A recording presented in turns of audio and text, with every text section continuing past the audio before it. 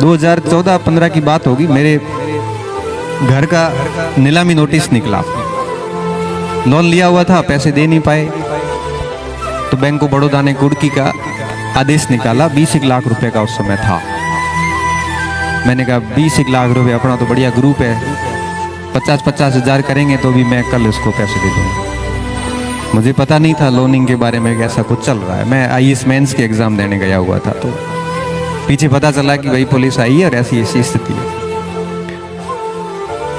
मैंने मेरे मोबाइल से एक मैसेज बनाया और मेरे जितने भी साथी जो अच्छे जगह पे थे, मतलब दे सकते थे पैसे, उन सबको मैसेज किया कि आप हेल्प कर लो, मेरा घर बच जाएगा। क्योंकि मैं चेक साइन करके दे सकता हूँ, गवर्नमेंट टीचर हूँ, तो पैसे आपके कहीं नहीं जाएंगे, समय पे आपको लौटा दूंगा। समय कमज़ोर है, हम कमज़ोर नहीं है।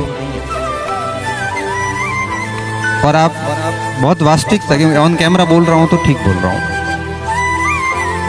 एक दिन बाद भी एक व्यक्ति का रिस्पॉन्स नहीं आया कि मैं आपकी मदद करता हूँ। उस समय समझ में आया कि कौन किसका, व्यक्ति का घर जा रहा है, आप 25,000 रुपये नहीं दे सकते, जिसकी सैलरी आपकी 40 से ऊपर है सबकी।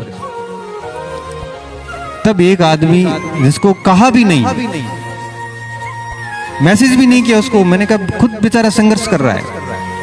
रात को फोन आता है कि गणपत उदास क्यों है, क्या हुआ, पेपर खराब हुआ IAS मेंस वाला। मैंने वो तो कहता हर साल ही खराब हुआ है, ये टेंशन की बात है। मैंने कहा यार इस बार पेपर का मैटर नहीं है, इस बार मैटर ये है। तो मेरे को तो नहीं कहा, मेरे को खुद को अभी पता चला। मेरे से घर वालों ने बात छुपा के रखी कि यार ये परेशान होगा, इसकी तैयारी है, मेंस वेंस दे रहा है, तो मैं व्यवस्था करूँगा, भले कहीं से करो। वो आदमी पैसे लेके और दूसरे दिन सुबह बाड़मेर पहुंचता है। 16 लाख रुपए केस उसको दिए बैंक वाले को, 4 शेष बचे। उसको कहा कि इसके नंबर, फ़ोन नंबर काट गणपत सिंह के, मेरे इसमें लिख, और अगली किस्त मैं दूंगा, इसको फ़ोन नहीं करेगा। मेरा घर बच गया।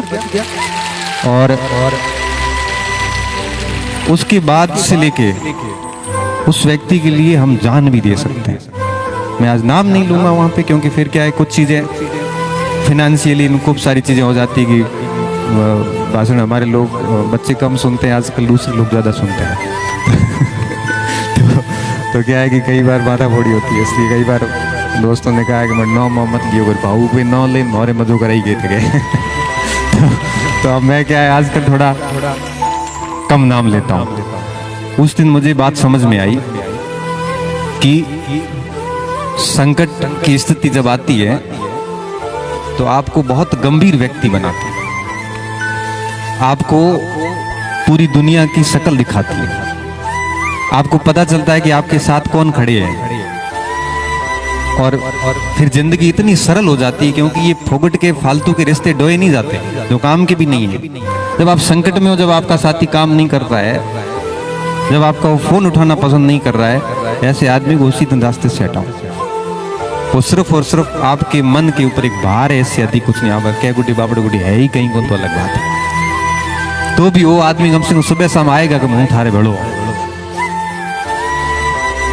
एटलीस्ट ऐसी व्यक्ति को भी हमें उसका सम्मान करना चाहिए। तो ये अगर संकट आपके साथ जीवन में चल रहे हैं तो थोड़ा सा धैर्य रखिए, थोड़े से अंदर से मजबूत रहिए।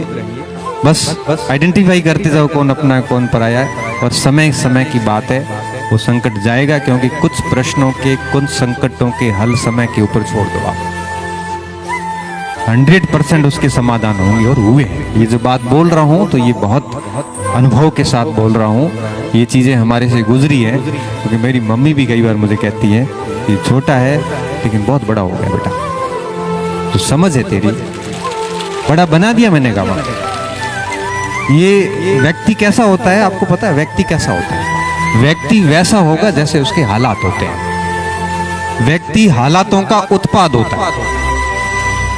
बहुत कठिन हालातों से आप निकले हैं तो आप बहुत ही जमीन से जुड़े हुए ऐसे व्यक्ति होंगे जो किसी का बुरा नहीं करेंगे। सोने के चम्मच लेके पैदा हुए हैं, बढ़िया अच्छी स्थितियों से आए हैं, तो आपको नहीं पता कि कौन बच्चा किस स्थिति में संघर्ष कर रहा है।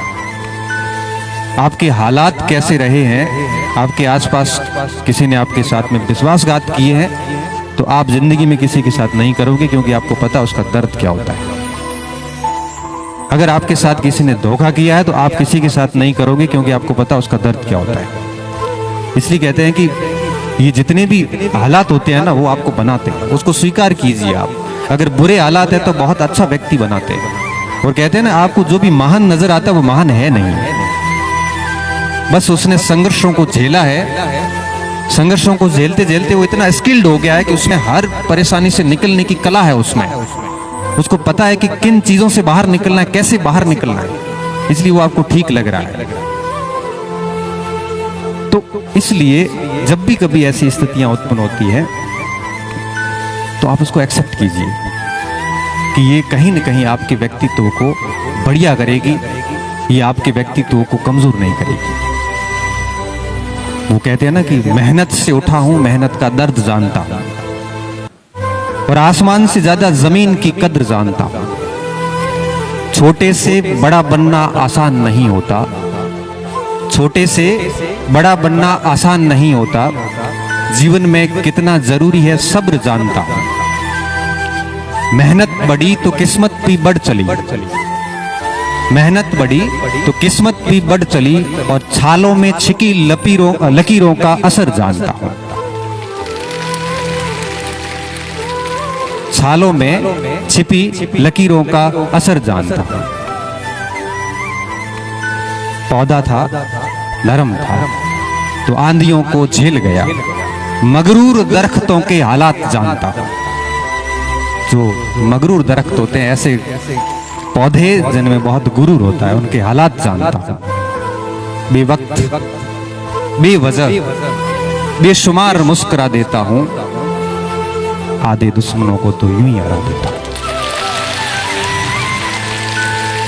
बहुत कुछ पाया, बहुत कुछ पाया, परंतु अपना कुछ नहीं माना, क्योंकि एक दिन सब राख में मिल जाना है, ये मैं जानता हूं। तो जितनी मेहनत होगी उतनी ये चीजें मजबूती से आगे बढ़ेगी। इसलिए अपने आप को कभी भी किसी भी जगह कमजोर महसूस मत करना। कमजोर समय हो सकता है, व्यक्ति नहीं होता।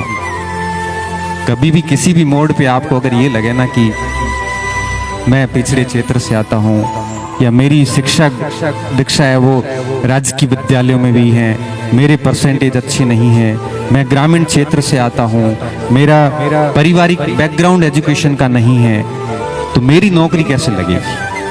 अगर ऐसे विचार कभी मस्तिष्क में आते हैं तो एक पल के लिए हम जैसे लोगों को याद करना कि ये सारी बातें हम में थी। मैं भी गांव से निकला, गवर्नमेंट एजुकेशन हासिल करी है।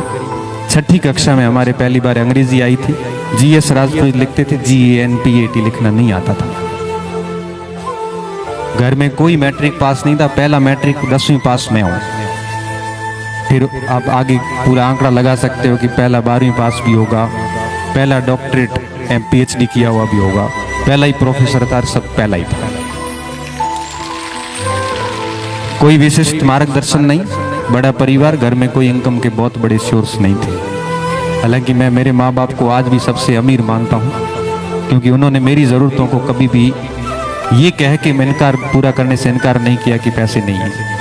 उन्होंने भले घी बेच के लाए हो, उन्होंने भले फसल बेच के लेके आए हो, उन्होंने 2000 मांगे तो 2100 रुपए दिए। मैं मेरे माता पिता को कभी गरीब नहीं कहता, वो हमेशा अमीर थे मेरे लिए और आज भी वो अमीर है।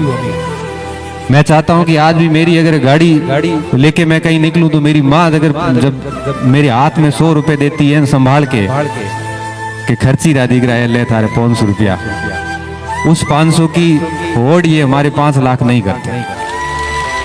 उस 500 को समेट के पर्स में रखता हूं कि माँ ने दिए हैं। फिर पापा कहते हैं बेटा चाहिए तो पैसे और पड़े हैं। मैं मानता हूं कि कितने हम भाग्यशाली लोग हैं कि माँ बाप का प्रेम मिलता है और ये 500-200 रुपए की खर्ची मिलती है। ये वो व्यक्ति महसूस कर सकता है इसका दर्द, जिनको माता पिता का ऐसा महसूस नहीं हो पाता, क्योंकि कईयों ने बचपन में खो दिए। वो लोग इस दर्द को समझ सकते हैं। अभी अपने पास है तो अपने को इनका पता नहीं चल रहा है। कई बार मैं किसी मंचों पे सुनता हूँ कि मेरे माँ बाप गरीब थे। अरे भाई, आपको आईपी लेनी है, पब्लिसिटी लेनी है, तो माँ बाप को क्यों गरीब बता रहे? वो माँ बाप जब सुनेंगे वो वीडियोस तो क्या सोचेंगे कि मन गरीब बता दी। बताओ, मैं ये की कमी पूरी नहीं की जो ये मेरे को गरीब कह रहा है। कई वीडियोस में मैंने सुना। एक बार तो मैं एक मंच पे बैठा था, एक आरएस अधिकारी ऐसा बोला, तब मेरा जब वापस भाषण में नंबर आया तो मैंने कहा कि मैडम, मैं आपसे पूर्ण रूप से असहमत हूँ। अगर वो गरीब होते तो आप यार नहीं होती किसी खेत के अंदर पोट उठा रही होती किसी गाय के और भैंस के। आप अगर अधिकारी बनी है ना तो उसी माँ बाप के कारण बनी। वो अमीर है, उनको गरीब मत कह रहा हो। कृपया करके भविष्य में इस तरह से कुछ मत बोलना, मेरी गलती है। मंच पे ही मैंने बोल दिया। उसी दिन बहुत बड़ा कार्यक्रम था, 700-800 लोग बैठे थे, मेरे से डाइजेस्ट नहीं हुआ।